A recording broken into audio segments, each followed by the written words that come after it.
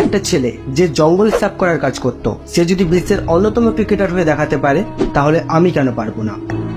একজন চাওয়ালা যদি দেশের প্রধানমন্ত্রী হতে পারে, তাহলে আমি কেন পারবো না?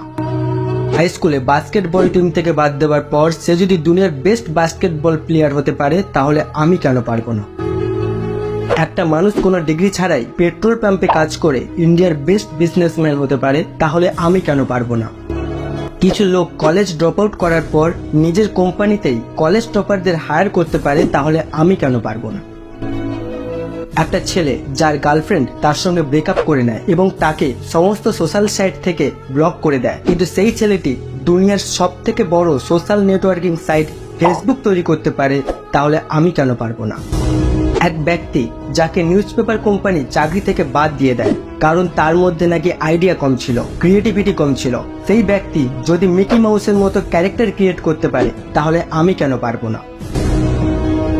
2 বার বিজনেসে ফেল হওয়ার পর ডিপ্রেশনে গিয়ে পরপর 8 বার ইলেকশনে হেরে গিয়ে 9 বারের মাথায় আমেরিকার প্রেসিডেন্ট হতে পারে, তাহলে আমি কেন পারবো না?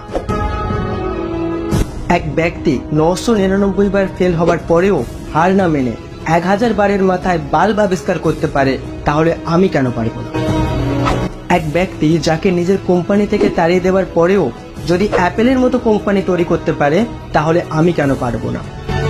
একটা মেয়ে যে 9 বছর বয়সে সেক্সুয়ালি অ্যাবিউজড হওয়ার পরেও, 10 বছর বয়সে প্রেগনেন্ট হওয়ার পরেও, লোকাল টিভি শো থেকে বের করে দেওয়ার পরেও অস্কার জিততে পারে এবং কোটি কোটি টাকা ইনকাম করতে পারে, তাহলে আমি কেন পারবো না?